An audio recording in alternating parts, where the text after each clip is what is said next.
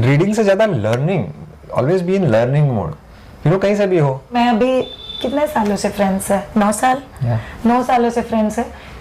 करीब 50% चीजों पे हम दोनों एक साथ में अग्री नहीं हो गए। जस्ट कैमरा सेट करते वक्त हम लोग 3 बार बहस कर चुके हैं और हम दोनों एक दूसरे से बोलेंगे दोस्ती अभी बरकरार है, किधर भी लाइफ में पहुंच जाओ वो छूटा नहीं है हम दोनों का। एंड इट वाज लिटरली अबे ओए इस टाइप में बात होती है। बट आपको पता है the beauty is agreeing to disagree. So Amrit, आपने अभी जो बात किया लर्निंग अनलर्निंग, बच्चों के हिसाब से पॉजिटिव एडिक्शन कुछ और भी हो सकता है, पेरेंट्स के हिसाब से कुछ और भी हो सकता है। जैसे कि मैंने आपको बोला कि किसी बच्चे को लिटरली म्यूजिक सुनना बहुत पसंद है और बच्चे को वो माइट भी उसका पॉजिटिव डिटॉक्स है, तो क्या पेरेंट्स ने इंटरफियर करना चाहिए?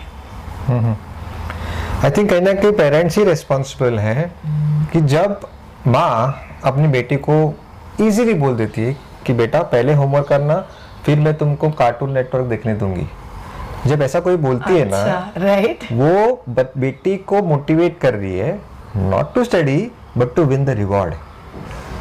एंड द मोमेंट आप ही बोल रहे हो बच्चे को कि भाई वो एक्साइटिंग है, ये बोरिंग है, whereas ये सीखना itself has an internal reward, but the moment you put an external reward, अभी फोकस शिफ्ट हो गया कार्टून नेटवर्क कार्टून के लिए, मुझे बाय डिफॉल्ट ये बोरिंग है, इसलिए वो लालच दिया जा रहा है मुझे, ये हम सिखा रहे बच्चों को।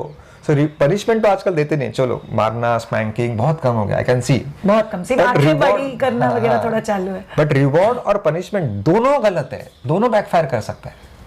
व्हाई नॉट टीच करके भाई ये बहुत ही एक्साइटिंग है। I was taught by my brother in my childhood की examination is a medium of expression.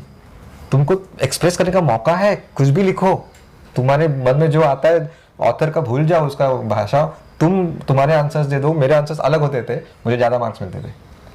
Wow, no external reward.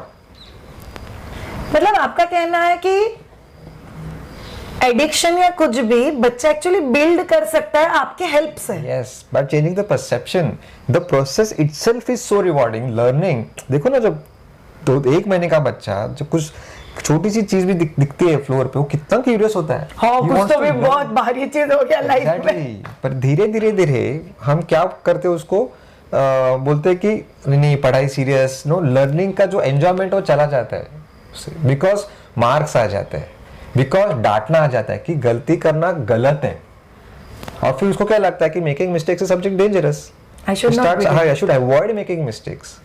तो डर के पीछे वो पढ़ाई शुरू करता है और पूरा मजा किरकिरा हो जाता है। तो गलती करना गलत नहीं है, of course we should celebrate mistakes. Now मैं एग्जांपल देता हूँ, जब सिया पहली बार चलने की कोशिश की आपकी बेटी, कितने महीने की थी तभी वो? Late 13-14 fine. हाँ, तो और आप यहाँ पे खड़े हो, हाँ, वो फर्स्ट टाइम खड़ी हो गई, थोड़ा सा 2 कदम चली और फिर गिर गई, राइट? तभी आपका रिएक्शन क्या था? अरे वाह वाह, नो प्रॉब्लम, उठो उठो, मैं यहाँ पे हूँ, मुझे ताली दो। Yes, we motivate child. You did not even look at it as a failure or a mistake, right? It was a process of learning. पर प्रॉब्लम कहाँ होता है, जब वो बड़ी होती है, 3rd स्टैंडर्ड 4th स्टैंडर्ड में जाती है और गलती से 2 + 2 5 बोलती है, तभी पागल हो, कांदा पटाटा भरा तुम्हारे दिमाग में, किसने सिखाया ये? ना उसको क्या लगता है कि नहीं, गलती करना कुछ डेंजरस है, आई शुड अवॉइड। इधर अवॉइड या छुपाओ। हाँ, और लोग go back to the previous situation now and let's change the reaction. Okay, हाँ, वो चलने की कोशिश करी और गिर गई, पागल है, इतनी अक्ल नहीं कि वेट को ट्रांसफर करना चाहिए लेफ्ट टू राइट, बैलेंस करके चलना चाहिए। वो चलना चलेगी नहीं जिंदगी भर बच्ची।